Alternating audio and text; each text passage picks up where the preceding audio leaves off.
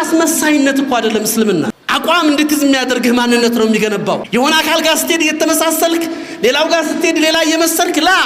የአቋም ሰው እንድትሆን ያደርጋል ሐቅን ከያዝ በሐቅ ትጸናለህ የሆነ ነገር ሲመጣ ወደዛ የሆነ ነገር ሲመጣ ወደዛ ፍጹም ይህ ኢማን ባህሪ አይደለም ሙእሚን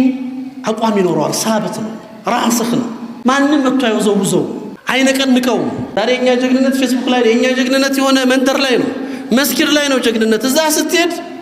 ተጥመልምሎ ይወድቃል عجيب ነው والله ከባድ ነው እኮ ይሄ ጁርአ ይሄ ድፍረት ሰውን ለማውጣት ሰውን ለመስደብ ሰውን ለማክፈር እዚህ አይነት ድፍረት ኩፍ ካፍር ፊት ቆሞ ግን አንድ ሐቅን ይዞ ለመቆም መርበድበድና ባህሪያ ሴት መሆን ይታያል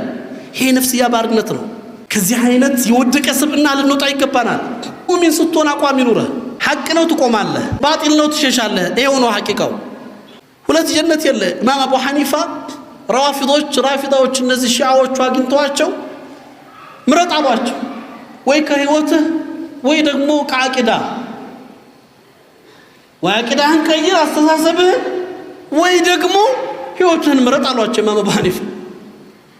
والله አሏቸው ሁለት ነፍስ በነበር ይኖሩ አንዱን እናንተ ጋር ደራደርበታለሁ